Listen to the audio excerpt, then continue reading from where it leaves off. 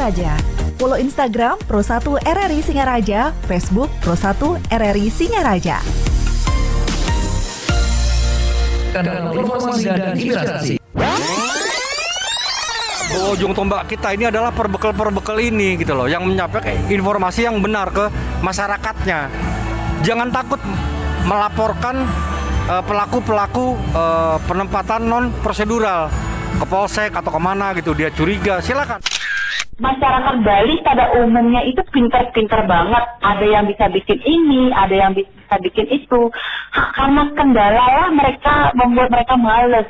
Karena apa? Satu permodalan itu yang pertama. Iya, modal. Sebetulnya konsep energi bersih yang paling baik adalah yang sesuai dengan sumber daya alam yang dimiliki oleh negara tersebut. Jadi dalam hal ini karena Indonesia ini negara kepulauan, maka konsepnya bukan lagi konsep interkoneksi. Kalau pulau-pulau yang besar mungkin bisa ya Sumatera, Jawa. Tapi begitu kita bicara Indonesia Timur, maka itu harus menggunakan kearifan lokal. Simak pembahasan topik yang menjadi isu terkini dalam dialog Hai Bali Kengken jam 9 hingga jam 10 pagi di Pro1 RRI Singaraja, siaran kanal informasi dan inspirasi. 97,9 FM, 101,2 FM, Dan AM 1080 kHz. Pro1 RRI Singaraja. Kanal informasi dan inspirasi.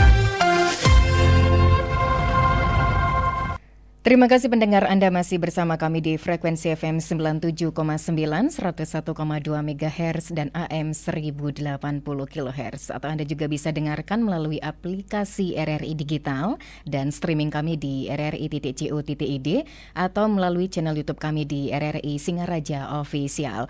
Dialog interaktif Hai Bali Kengken pendengar, hari ini hari yang spesial. Karena apa? Karena narasumbernya juga spesial ya.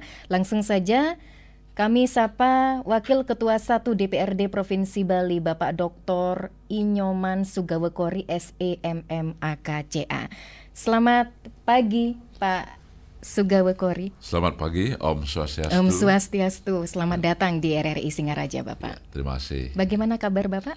Baik, suasana tadi dari Denpasar ke sini saya berangkat jam 7.30. Suasana mendung. Suasana ya, mendung. Oke, ya.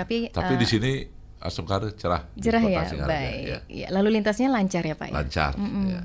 Lain dengan kemarin waktu libur panjang ya, macet. Tapi sekarang mungkin karena pagi atau gimana masih lancar. Baik, Masih lancar. wah ini antusiasnya luar biasa, semangatnya luar biasa Ya, Bapak. ya. Tentu saja nanti sharing begitu ya, menyapa pendengar Pro1 Ya. karena sudah meluangkan waktunya hadir ke studio Pro1. Iya, Ya, terima yang kasih. pastinya tetap semangat ya Pak ya. Semangat. Ya, apalagi kalau berbicara mengenai pembangunan Buleleng begitu Pak ya, Ya. kendala dan juga solusinya. Karena yang kita ketahui pendengar terkait dengan Kabupaten Buleleng begitu ya, yang khususnya Kota Singaraja ya, Pak Sugawekori ya, itu merupakan ibu kota Sunda kecil yang sebenarnya memiliki potensi ekonomi yang kuat begitu ya Pak ya, dan alamnya yang cocok untuk perkembangan begitu sektor ekonomi dalam arti luas. Sampai saat ini kalau menurut mungkin bisa sharing Pak ya. Ya, oke.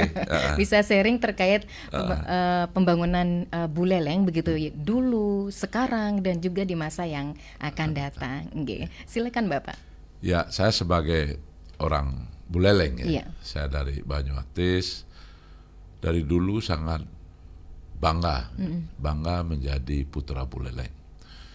Dan kalau kita lihat dari sejarahnya, secara historis, Buleleng ini adalah sebuah daerah yang sangat heroik ya.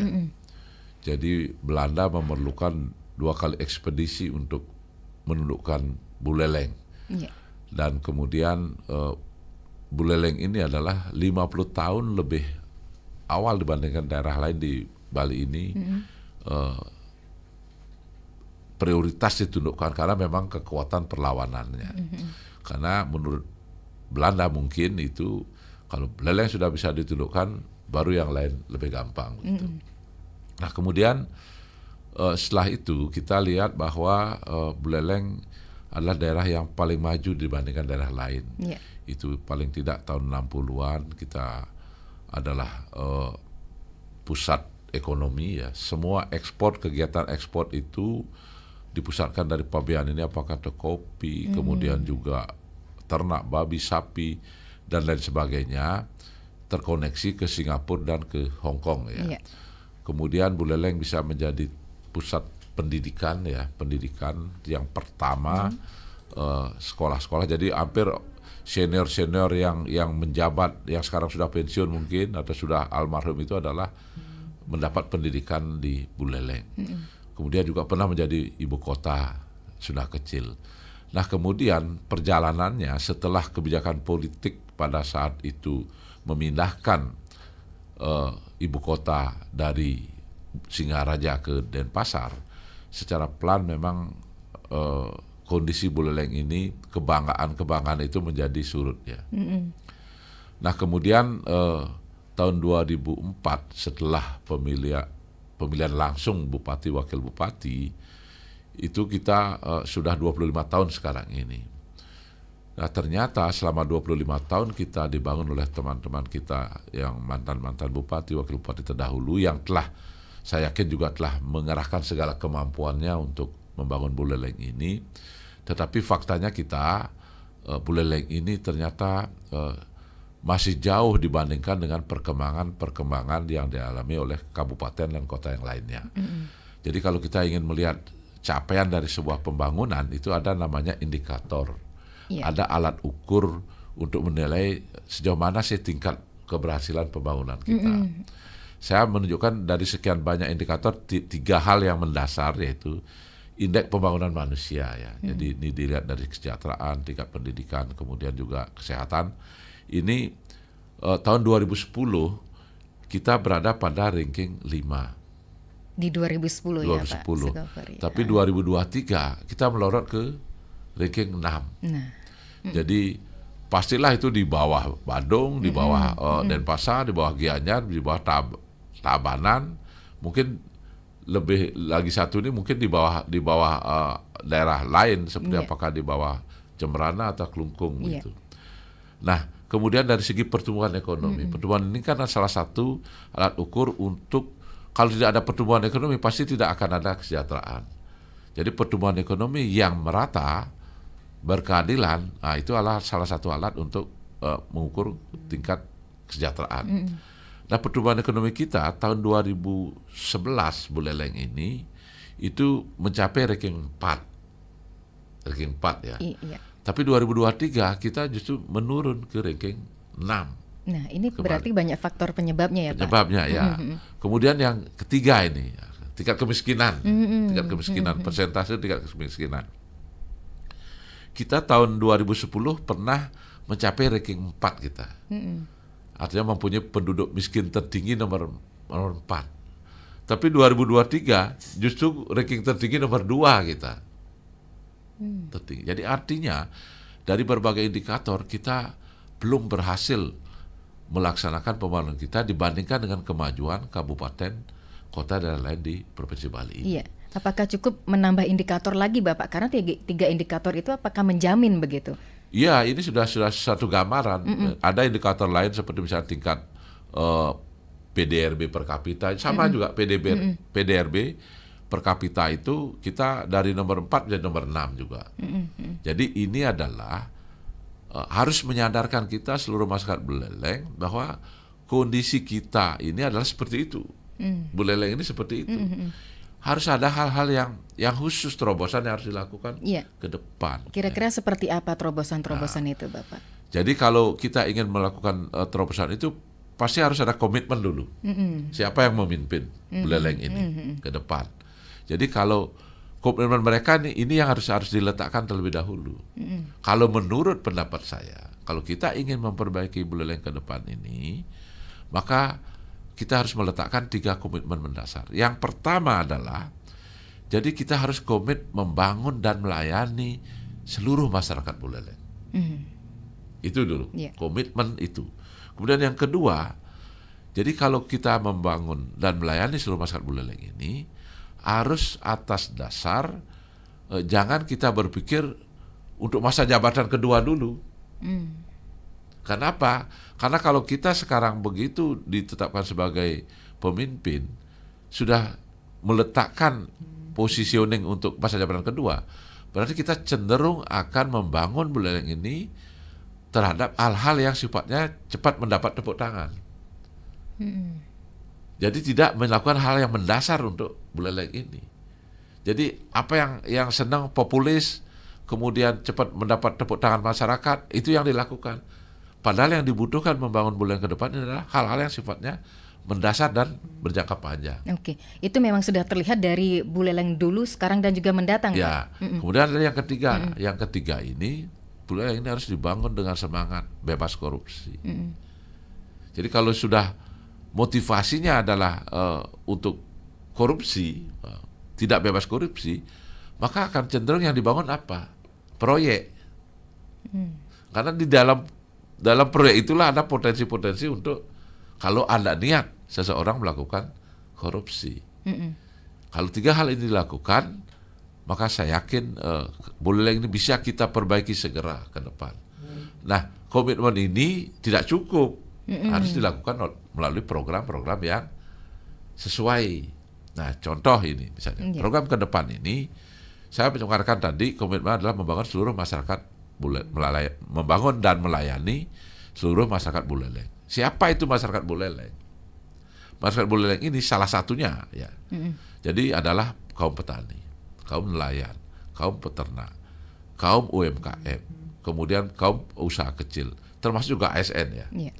Jadi mereka lah yang harus diberikan sentuhan pembangunan dan pelayanan.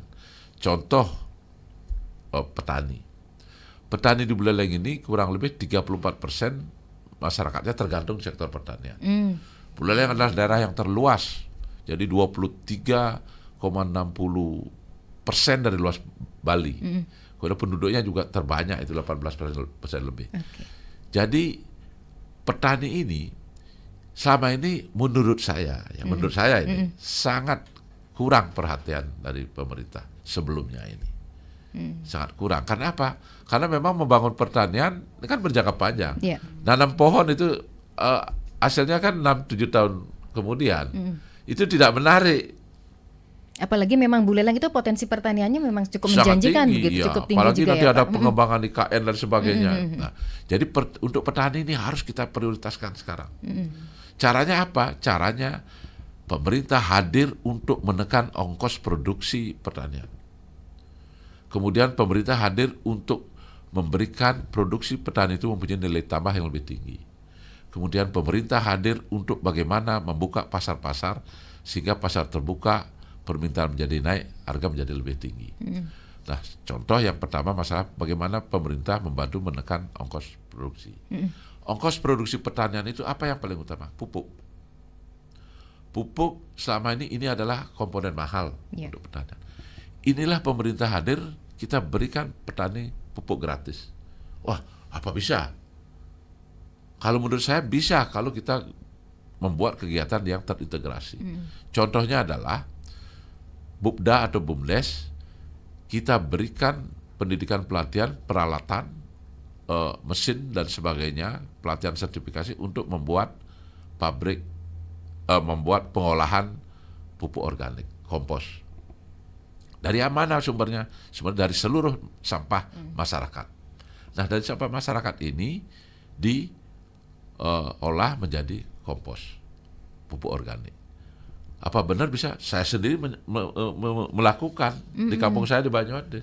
Jadi setiap tahun saya membeli di Bumdes itu hampir 3-4 ton produksi Bumdes. Ternyata hasilnya bagus. Nah, produk dari Bumdes ini atau Bupda ini dibeli oleh perusahaan daerah. Nah, perusahaan daerah, Bumdes menjual perusahaan daerah dengan selisih harga yang signifikan setelah diketahui harga pokoknya. Misalnya ini ya, dari satu kampil harganya harga pokoknya 20.000, Bumdes jual 25.000 kepada perusahaan daerah. Kemudian perusahaan daerah membuat tempat-tempat penyimpanan, apakah per kecamatan atau per wilayah, barat, timur, tengah. Kemudian perusahaan daerah menjual pada pemerintah daerah dengan harga misalnya tambah 5.000 menjadi 30.000 per kampil misalnya. Dari pembelian oleh pemerintah daerah dari APBD inilah kemudian dibagikan kepada petani melalui subak-subak. Sehingga dengan demikian bagikan gratis. Itu boleh. Dan itu adalah kewajiban pemerintah. Oke. Nah kalau itu diberikan, berarti ongkos produksi petani kan lebih murah. Nah, bagaimana dengan pupuk kimia? Pupuk kimia kita harus terus tekan semakin menurun, tapi kita juga bantu subsidi agar lebih murah. Nah, dengan ongkos produksi yang lebih rendah, maka petani akan mendapat selisih yang lebih tinggi, dan itulah sumber kesejahteraan mereka. Yang kedua, petani kita di Buleleng ini adalah petani yang lahannya sempit, tidak luas, tetapi belum produktif semua. Misalnya contohnya yang di Pagan, perbatasan, banyak yang belum ditanami pohon. Jadi arahkan kita untuk menanam mereka pohon yang mempunyai kualitas tinggi seperti apokat kualitas ekspor, atau kemudian manggis, kemudian duren dan sebagainya, dan pohon-pohon lain yang mempunyai kualitas tinggi untuk bisa diekspor maupun dikonsumsi oleh masyarakat atau dijual antar pulau. Ini bibitnya harus disiapkan oleh pemerintah dengan gratis, sehingga mereka termotivasi untuk menanam. Nah, kemudian yang ketiga harus dilakukan adalah pemerintah harus mengundang, memberikan fasilitas, memberikan servis yang baik, karpet merah kepada para investor yang mau menanam pabrik pengolahan produk pertanian. Baik untuk diolah untuk dalam negeri maupun untuk ekspor. Memungkinkan nggak untuk mendatangkan para investor di Buleleng? Sangat memungkinkan. Kalau kapasitas produksi yang sudah dibantu oleh pemerintah melalui bibit dan sebagainya itu memadai. Dan jangan dipersulit perizinan mereka.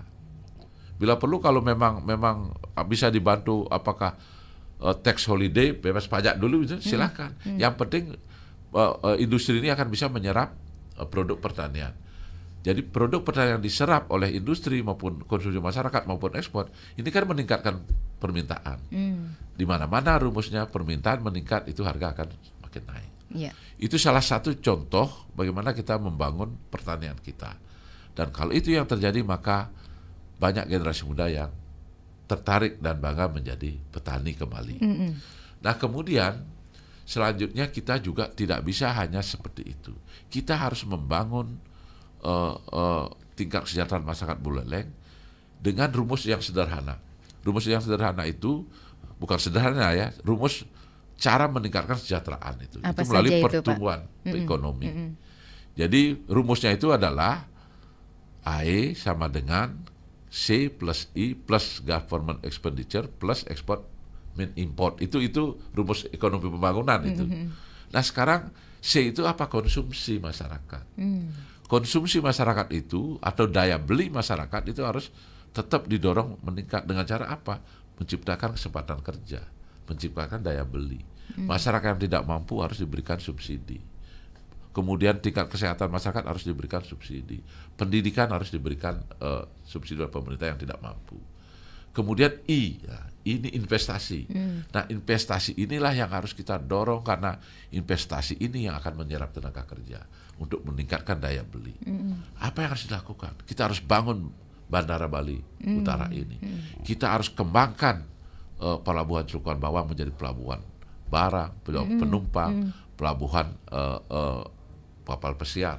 Sehingga dengan demikian kita persiapkan untuk apa pelabuhan Celukan Bawang ini? Persiapkan mengantisipasi IKN ini akan menjadi ibu kota yang paling dekat dengan kita. Di sana akan banyak kebutuhan masyarakat. Pasti penduduknya tinggi nanti di sana kan, kebutuhan ekonomi, produk-produk pertanian, pengolahan dan sebagainya. Dan itu akan dekat dengan Celukan Bawang. Begitu juga daerah-daerah seperti perkebunan besar Sulawesi, Kalimantan, begitu juga pertambangan dan sebagainya. Daripada ke benua, jauh melingkar. Nah, syaratnya hanya satu, kita harus segera koneksikan tol Badung, Jembrane dan Singaraja. Sehingga dengan demikian akan terjadi kelancaran transportasi, dan ini pusat kegiatan ekonomi akan kembali nanti akan di Buleleng. Dan ini akan bisa terjadi apabila terkoneksi pemimpin yang terpilih di Buleleng ini dengan pemerintah pusat. Dalam hal ini adalah Prabowo Gibran.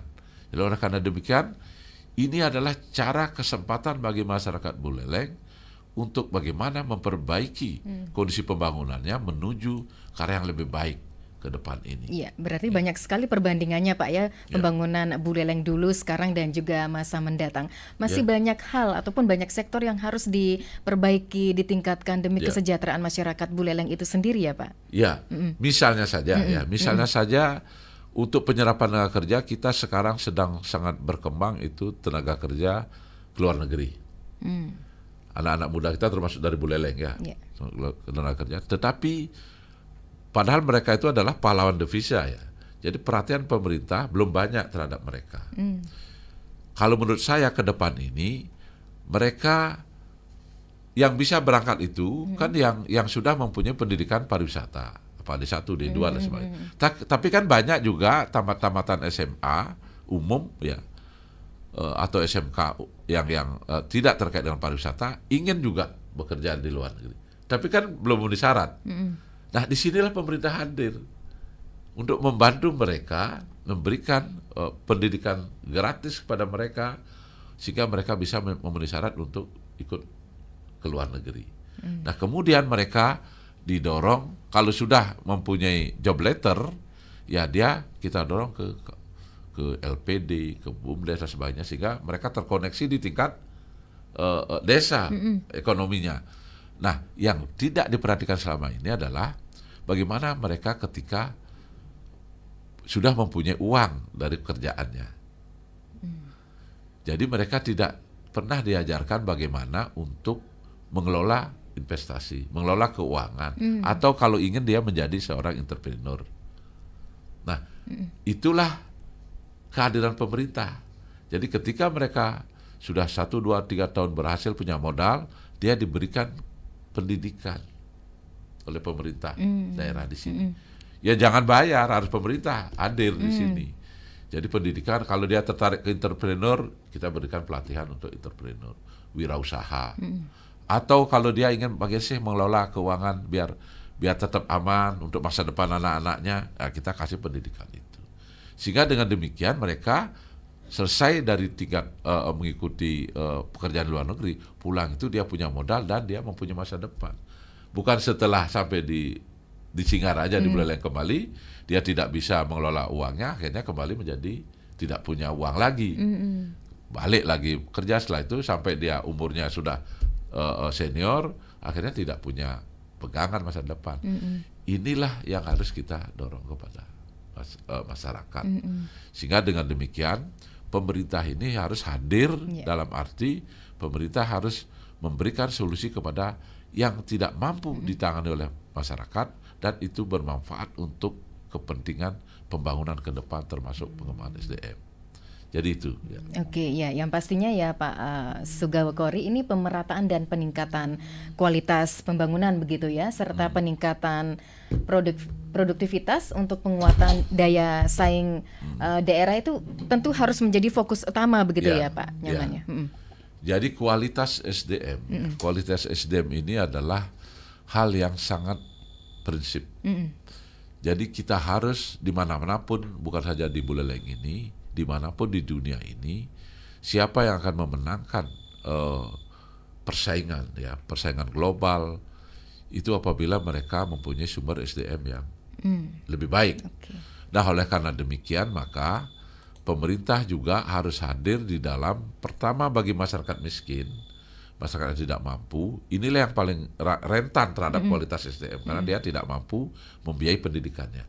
Pemerintah tidak boleh ragu-ragu untuk membantu mereka. Begitu juga SDM yang unggul, yang mempunyai tingkat kecerdasan yang di atas rata-rata dan dia tidak mampu melanjutkan pendidikannya. Pemerintah harus membantu, harus hadir memberikan beasiswa. Kita sekolahkan mereka termasuk bila perlu ke luar negeri, termasuk ke daerah-daerah yang sukses di dalam membangun pertanian. Kalau yang paling sukses itu yang saya tahu di media itu adalah Israel sebenarnya. Tapi kita kan tidak mempunyai hubungan diplomatik.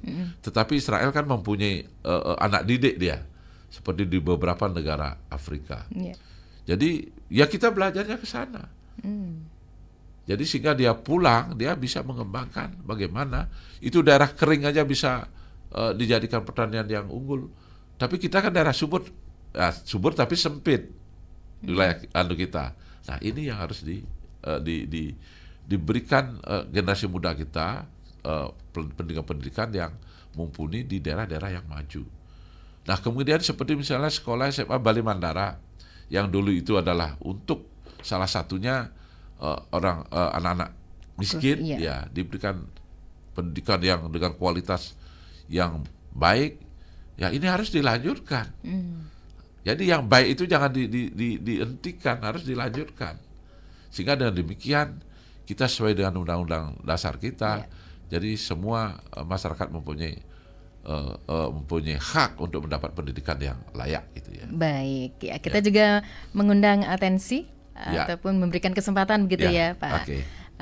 Sugawa Kori ya di 24644 atau bisa ke WhatsApp-nya Pro 1 di 08113999 790 atau bisa berkomentar melalui channel YouTube kami pendengar di RRI Singaraja Official. Narasumber pagi ini memang benar-benar spesial ya. Kita kedatangan Wakil Ketua 1 DPRD Provinsi Bali Bapak Dr. I Nyoman Sugawa Kori SEMMAKCA. Mohon izin Pak Sugawa Kori, ini sepertinya sudah berdering. Oke, kita silakan, sapa penelpon. Selamat pagi. Selamat pagi. Iya, dengan Bapak siapa di mana Bapak? Yang Ketut Maliarse Bondalam. Pak Ketut Maliarse, apa yang ingin disampaikan kepada Bapak Wakil Ketua 1 DPRD Provinsi Bali? Aingge. Suksema, dengan siapa di wawancara? Dengan Ayu Sundari Pak Maliarse. Ayu sendiri. Inggih. Terima kasih banyak Niki. Ampure Bapak Dokter, jadi luar biasa pemaparan tadi. Terima kasih Pak Tut. Ya. Bangga dengan Singaraja. Tadi Bapak memaparkan bahwa kota Singaraja ini pernah menjadi ibu kotanya Sunda kecil. Dan kemudian kota Singaraja lebih luas menurut Bapak tadi menyampaikan. Dulu adalah benar-benar kota Singaraja berkembang, tetapi setelah pindah ke Denpasar, kemudian Bapak sudah memaparkan tadi juga. Faktor penyebabnya apa sih kok seperti ini, sedangkan daerah kita lebih luas dari kota-kota yang lain atau kabupaten yang lain di Bali ini. Apakah memungkinkan nanti seperti Bapak sampaikan tadi bahwa ilmunya Bapak tadi banyak sekali saya menyerap ilmu Bapak. Bandara untuk di Singaraja itu bisa akan diwujudkan nggak?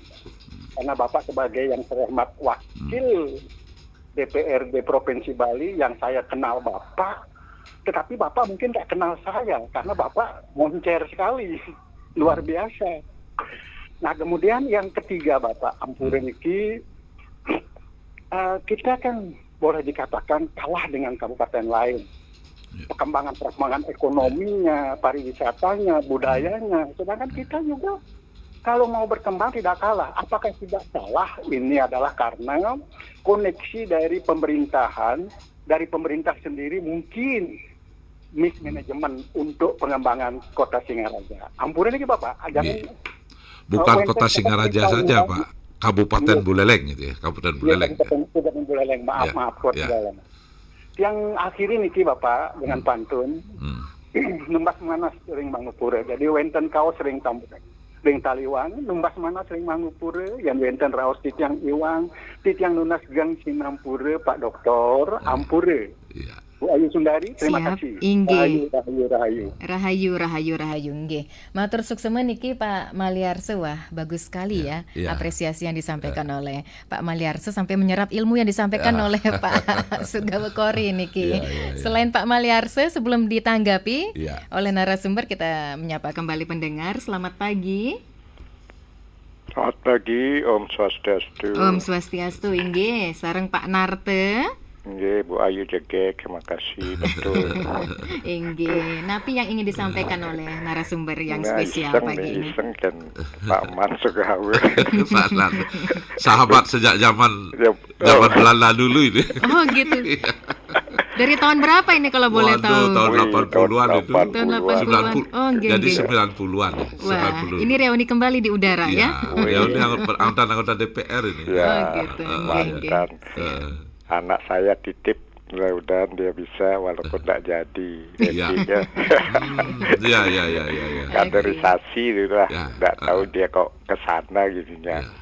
Di kepalanya diikat waktu SD, dilihatkan pada Pak Sogawe, ketejut. Ini apa anak ini? Pak Nartu. Ya, itulah. Oke, langsung saja ke Perjalanan. topiknya ya, Pak Nartenggi. Ya baiklah, saya nyampaikan. Saya baru ngikuti nih tadi agak lambat keluar.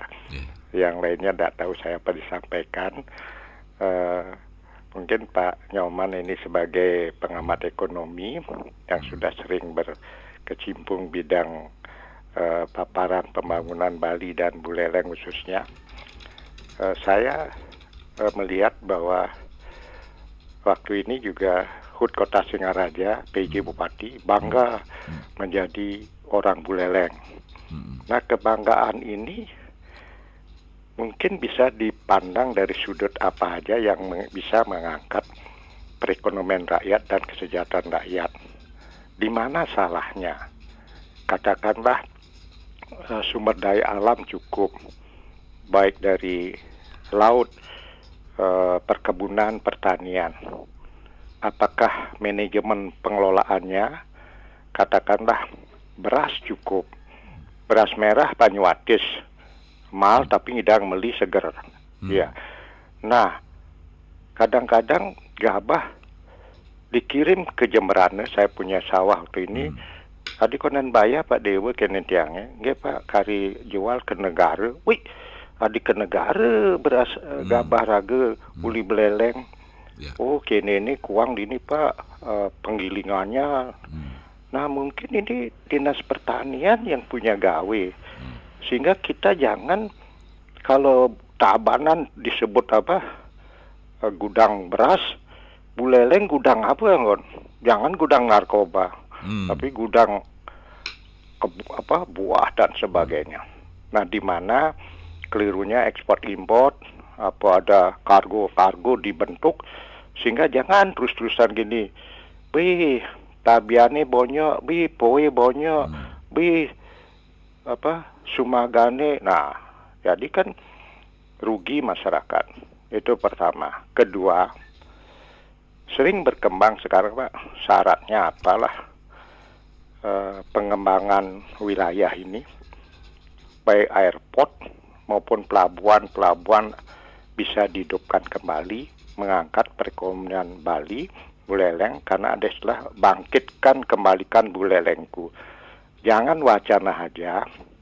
Mudah-mudahan DPR Bali, DPR Buleleng action sekarang dengan Prabowo Gibran ini sudah menang, sudah resmi nanti jadi presiden. Bagaimana menurut pendapat Bapak tentang kondisi gonjang-ganjing Bandara Internasional Bali Utara Buleleng ini. Demikian juga tentang pelabuhan Buleleng sebagai pelabuhan ekspor impor yang jaya dulu masa-masa pelabuhan itu aktif pengiriman sapi dan sebagainya. Sehingga janji Pak Gibran itu waktu di gedung Mr. Puja, tokoh masyarakat hadir, Agung Wirinatu Kusumo menyampaikan untuk masyarakat Buleleng sudah menginginkan, beliau mengatakan siap. Mudah-mudahan Pak Sogawe sebagai koalisi bersama sana, mudah-mudahan bisa memberi support dan mudah-mudahan berhasil. Terakhir, apakah wacana juga kembalikan Buleleng Singaraja ke ibu kota Provinsi Bali, tetapi ada alternatif dua. Pengembangan wilayah itu dari segi persyaratan, karena di daerah lain kan ada pengembangan wilayah kabupaten, kecamatan, provinsi. Kalau Bali Utara itu telah memungkinkan provinsi kedua atau di Bali dibagi dua untuk mengangkat perekonomian, sehingga Bali Utara perekonomian maju dari segi bandara.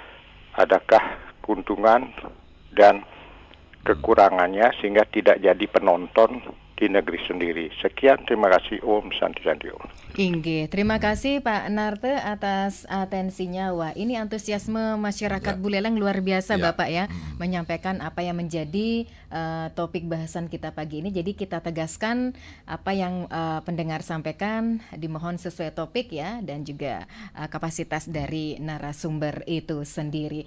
Dan akan dijawab, tapi mohon izin kembali Pak Sugawokori, kita jeda sejenak sebelum ditanggapi. 97,9 FM, 101,2 FM, dan AM 1080 kHz, Pro 1 RRI Singaraja, kanal informasi dan inspirasi.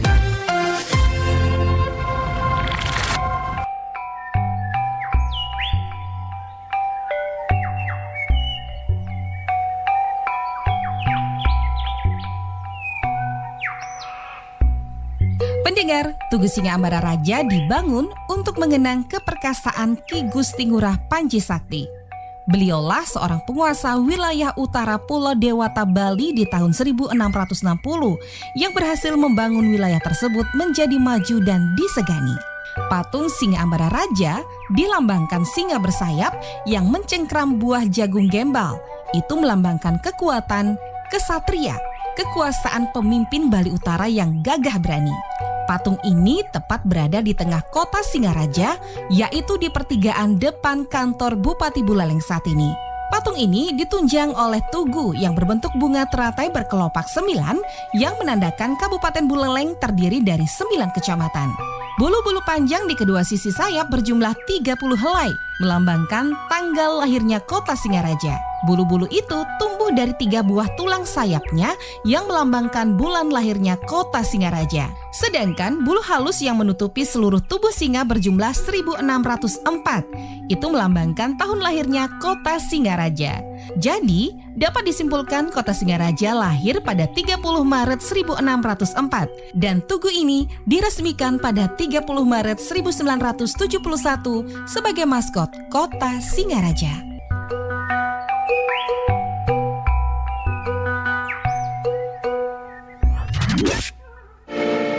RRI Digital. Nikmati kemudahan interaksi, partisipasi, dan kolaborasi dengan RRI Digital. Interaksi, dengar dan saksikan siaran langsung kami, daftarkan akun Anda, dan mulailah berinteraksi di setiap program dan konten kami. Partisipasi, kreasikan konten Anda berupa berita, podcast, vlog, film, musik, dan playlist. Kolaborasi, kami mengajak berbagai komunitas untuk berkembang bersama melalui digital platform. RRI Digital kini juga menghadirkan terobosan baru, workspace platform, dan online learning platform dengan fasilitas-fasilitas unggulan, monitor impact and outcome, meeting online, video conference, dan library. RRI Digital menghadirkan fitur-fitur untuk peningkatan interaksi, partisipasi, kolaborasi, workspace, dan learning. Segera download RRI Digital.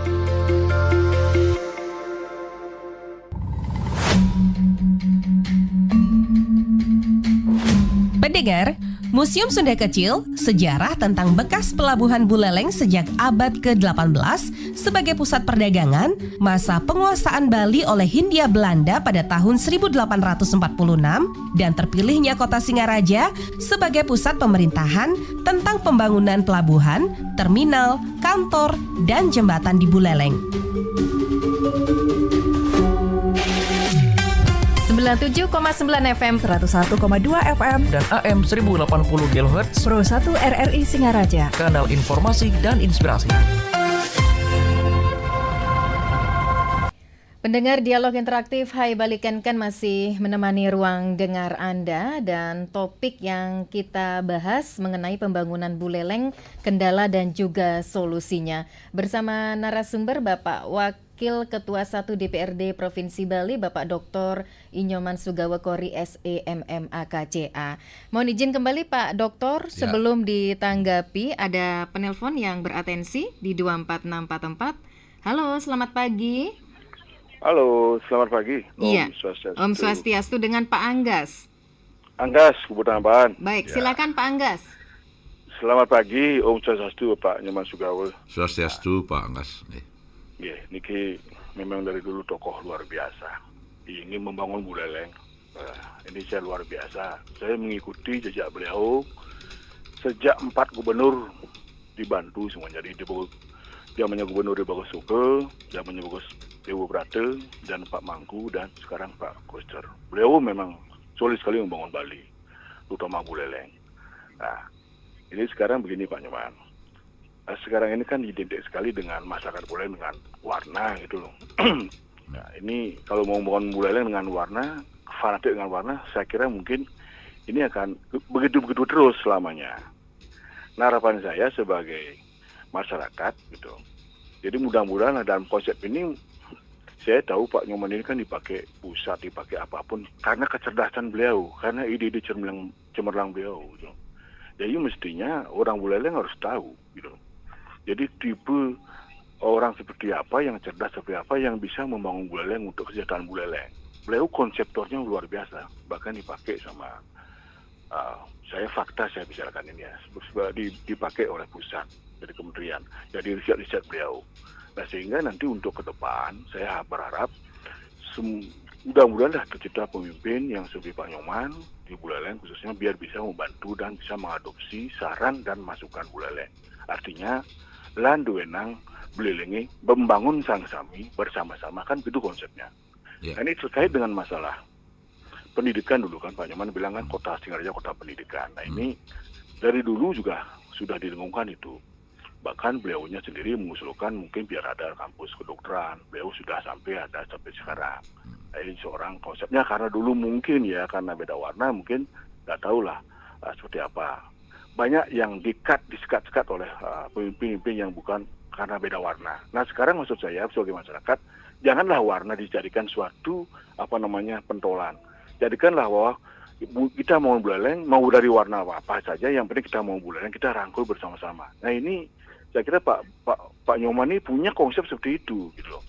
Buktinya pada saat kemarin, juga pada saat ada di PSN kemarin pembangunan Bandara Bali Utara, itu sekarang ini kan dihapus sama, mohon maaf ya, sebagai Ketua Umum Ibu Mega. Itu sudah semua tuh, padahal itu sudah proyek strategi nasional sangat dibanggakan dan didukung oleh masyarakat Buleleng yang bisa nanti menciptakan lapangan pekerjaan dari sisi mana gitu loh.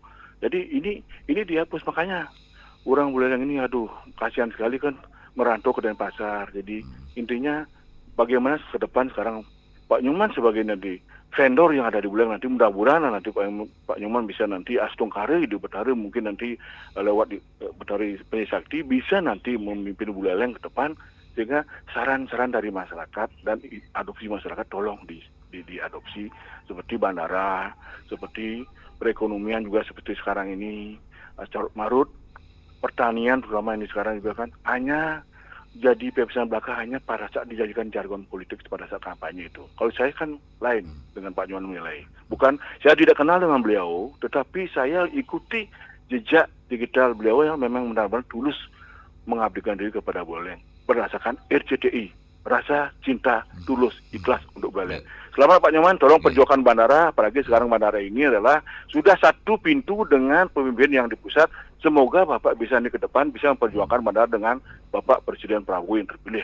Sekian dan terima kasih. Om Santi, Santi, Santi, Om. Baik, terima kasih Pak Anggas atas atensinya. Sudah ada 3 pendengar yang berpartisipasi, berinteraksi dengan narasumber. Saatnya Bapak Sugawekori ya untuk menanggapi. Terima kasih, saya sangat senang. Jadi mendapat respon yang luar biasa dari para tokoh, warga masyarakat Buleleng, dan ternyata RRI ini mendapat sambutan yang luar biasa ya acaranya ini. Yang pertama Pak Ketut Mulyase, mungkin kalau ketemu kita saling kenal itu. Karena saya sering juga ke Bondalem, banyak teman-teman saya di Bondalem. Jadi salah satu pertanyaannya, kenapa sih kok begini Buleleng setelah pindah ibu kota? Memang setelah pindah Buleleng Singaraja ke Denpasar ibu kotanya, maka pelan-pelan kegiatan ekonomi, kemudian pendidikan, kemudian kegiatan yang lain itu bertumpuk malahan ke Denpasar, Pelabuhan Benoa, kemudian bandara dan lain sebagainya. Salah satu faktor yang paling menyebabkan itu adalah adanya kebijakan kita membangun pariwisata. kebijakan membangun pariwisata pada saat itu, Buleleng termasuk Bangli itu ditetapkan sebagai daerah penyangga pariwisata. Sehingga hotel-hotel berbintang itu semua ada di selatan.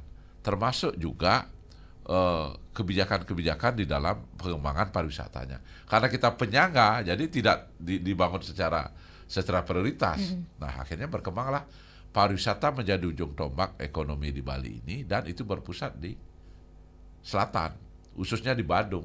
Sehingga Badung itu sekarang mendapat pendapatan PHR itu tertinggi, justru sebagai kabupaten terkaya di Indonesia ini.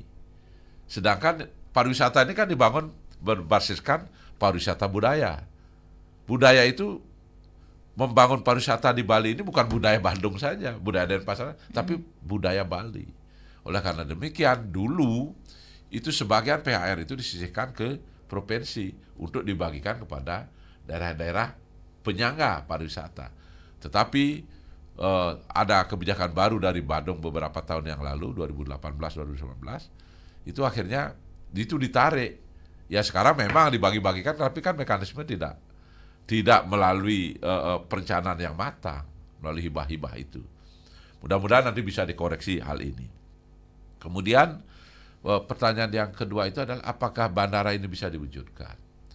Saya ceritakan bahwa bandara ini sebelumnya wacananya berkembang. Saya tidak pernah ikut nimbrung. Karena apa? Karena saya melihat tidak sehat. Berkembang itu ada pemikiran di barat, di timur, di barat, di timur, itu karena kepentingan masing-masing.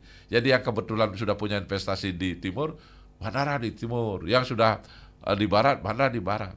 Saya menjadi tidak tertarik sebenarnya waktu itu untuk ikut nimbrung dalam wacana bandara. Tetapi ketika pada bulan Januari 2003 itu ada pemimpin nasional tidak setuju dengan bandara, kemudian juga disusul dengan usulan revisi Perda tahun 2020 yang tidak mencantumkan Bandar Bali Utara. Pada saat itulah saya terketuk untuk ikut. Jadi saya menolak sekeras-kerasnya wacana Bandara Bali Utara itu dihapus dari Perda. Jadi saya tetap mengharapkan bandara ini tetap harus ada di Bali Utara. Kenapa? Karena Bandara Ngurah Rai itu kapasitasnya 25 juta. Sekarang sudah mendekati informasinya 19 juta.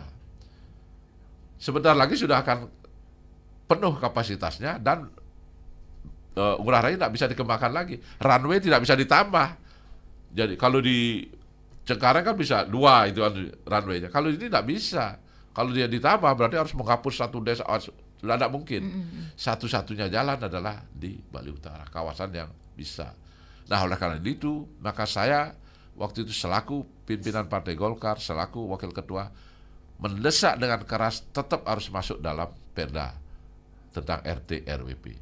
Astungkare, Perda nomor 3 tahun 2023, pasal 23, akhirnya bandara masih tetap dicantumkan di Bali Utara. Dan saya berharap tidak perlu kita menunjuk di barat atau di timur, serahkan pada pemerintah pusat yang sesuai dengan undang-undang, sehingga tidak ada kepentingan ini. Nah kemudian dengan ditolak oleh salah satu pemimpin nasional, tetapi dengan terpilihnya Prabowo Gibran ini memberikan angin segar bagi masyarakat Buleleng, karena beliau setuju dengan bandara ini, dan beliau nanti 20 Oktober dilantik. Bandara Bali Utara dan Celukan Bawang ini saya akan berusaha nanti, karena saya yakin itu Bapak Airlangga akan menjadi Menteri Menko Perekonomian yang menentukan juga kawasan ekonomi khusus. Jadi di Buleleng ini harus ada kawasan ekonomi khusus yang menjadi perhatian dari pemerintah. Salah satunya adalah Pelabuhan Celukan Bawang. Celukan Bawang ini harus dipersiapkan. Satu, penduduk yang utara, pulau-pulau utara Bali ini ya, kalau Anda sudah lepet dan sebagainya, itu kan memerlukan transportasi, dia butuh banyak barang dari sini. Jadi harus disiapkan tempatnya. Kemudian yang kedua, terutama IKN ini akan dekat sekali dengan dengan Celukan Bawang ini. Kita bangun dan ini akan jadi Celukan Bawang dan Bandara Bali Utara ini kalau terbangun maka akan mendorong tumbuhnya investasi. Investasi inilah sumber penyerapan tenaga kerja. Penyerapan tenaga kerja mengatasi pengangguran dan kemiskinan, termasuk daya beli masyarakat akan meningkat. Nah, itu menurut saya yakinkan bahwa bandara ini akan bisa terwujud karena memang pemerintahan yang sekarang di bawah Pak Prabowo Gibran ini adalah yang memang mempunyai kapasitas untuk itu. Nah, kemudian termasuk juga respon dari Pak Narte, teman saya. Jadi saya ucapkan terima kasih. Jadi kita juga harus membangun, memberikan peluang, tadi saya sudah singgung, membangun pertanian di Bali ini, di Buleleng ini, harus didorongnya kesempatan terbangunnya industri pengolahan produk pertanian, termasuk pertanian dan perikanan. Jadi perikanan ini, karena kita punya panjang pantai yang sangat signifikan. Kemudian juga kepada Pak Anggas, ya, salam kenal Pak Anggas. Jadi mudah-mudahan nanti kita bisa ketemu untuk kita diskusi bersama-sama untuk Buleleng ini. Dari apa yang Bapak katakan itu kelihatan Bapak sangat mengikuti perkembangan Buleleng ke depan ini, dan sudah tentu saya sangat sependapat bahwa membangun Buleleng ke depan ini adalah bukan atas nama fanatisme warna, tetapi atas bagaimana kapasitas kemampuan ke depan ini. Karena apa? 25 tahun kita membangun Buleleng ini sudah dilakukan dengan maksimal oleh para pemimpin terdahulu, tetapi hasilnya yang belum maksimal sebagaimana indikator-indikator yang telah saya katakan tadi. Indikator-indikator pembangunan yang justru merosot kita dari nomor 4 menjadi nomor 6, kemudian dari 4 menjadi nomor 5, kemudian bahkan dari segi kemiskinan, dari kita ranking 4 menjadi ranking 2 tertinggi. Nah, ini bukan berarti kita menyalahkan siapapun. Tidak, tetapi kita harus secara sadar, secara terarah dan terencana menata kembali pembangunan di mana potensi Buleleng ini, kalau ini apa yang saya katakan ini bisa terwujud, saya yakin Buleleng akan kembali ke masa jayanya. Dan kebanggaan kita terhadap Buleleng ini akan betul-betul paripurna. Karena apa? Karena memang sudah saatnya Buleleng ke depan ini untuk bangkit dan jaya kembali. Oke, ya itu tentu dari sudut pandang yang masing-masing warga masyarakat Buleleng punya sudut pandang yang berbeda pula, Pak ya. Dari Bapak juga berbeda pula, serta memang goalnya kita sebagai warga ataupun masyarakat Buleleng patut berbangga dengan berbagai potensi yang ada di Kabupaten Buleleng seutuhnya begitu ya, bisa dikelola dengan baik dan juga tepat, yang menjadikan bingkai dari gambaran pembangunan yang akan dikerjakan seperti itu, Pak Segawakari. Jadi kita memang Buleleng ini rasa bangga kita salah satunya juga sejarahnya, aspek historical kita. Buleleng ini kan daerah yang masyarakatnya sangat adaptif, cepat menerima perubahan, perubahan ke arah hal-hal yang positif ya. Jadi seperti misalnya sekarang ini perubahan di bidang politik, kemudian di bidang akulturasi budaya, ini kita paling cepat. Nah, semangat inilah yang harus kita jadikan modal dasar untuk membangun Buleleng ke depan. Dan kalau kita telah melakukan selama 25 tahun cara-cara kemudian strategi yang sama tetapi hasilnya belum maksimal seperti indikator yang saya katakan tadi, maka saya yakin di dalam diri masyarakat Buleleng, dalam pikiran masyarakat Buleleng, dalam harapan masyarakat Buleleng, ada hal-hal baru atau yang disebut dengan terobosan untuk bagaimana kita lebih cepat lagi bisa berubah ke arah yang lebih baik. Nah, ini adalah sikap dasar masyarakat Buleleng yang cepat menerima perubahan, dan ketika itu disadari sebagai satu hal yang harus berubah, maka saya yakin masyarakat akan adaptif, cepat menerimanya. Iya.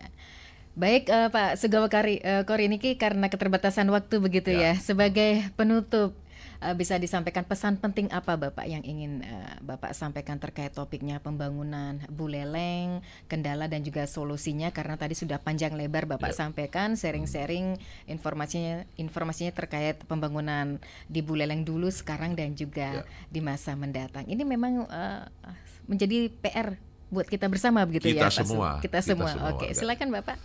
Ya, kepada seluruh masyarakat Buleleng yang saya cintai, saya banggakan, marilah kita bersama-sama ada dalam satu sikap dan pikiran, perbuatan untuk membangun Buleleng ke depan, di mana ke depan ini kita harus memperbaiki segala kelemahan yang ada sebelumnya. 25 tahun kita membangun Buleleng ini, bukan berarti kita harus menyalahkan siapapun, itu tidak boleh, tetapi kita harus memperbaiki keadaan ini. Hal yang kami sampaikan, harapkan itu adalah mari kita bangun pertanian kita, di mana masyarakat Buleleng 34% masih tergantung di sana, lahannya sempit, tapi kita bisa kalau kita lakukan pembangunan secara lebih serius melalui modernisasi, maupun bagaimana pemerintah hadir menekan ongkos produksi pertanian, membuka nilai value added atau nilai tambah produk pertanian, dan membuka industri pengolahan maupun kualitas ekspor dari produk-produk pertanian sehingga pasar lebih luas. Kemudian yang kedua, kita bangun SDM Buleleng ini menjadi SDM yang unggul, dan pemerintah harus hadir memberikan dukungan sehingga masyarakat yang termiskin pun tetap mempunyai kesempatan yang layak mendapat pendidikan yang adil di Indonesia ini. Kemudian khusus untuk masyarakat yang belum mampu, pemerintah harus konsisten. BPJS misalnya, itu pemerintah harus konsisten memberikan bantuan, jangan sampai mereka terpotong itu ya, ketika membutuhkan akhirnya BPJS mati dan sebagainya. Kemudian pelayanan-pelayanan yang berkeadilan.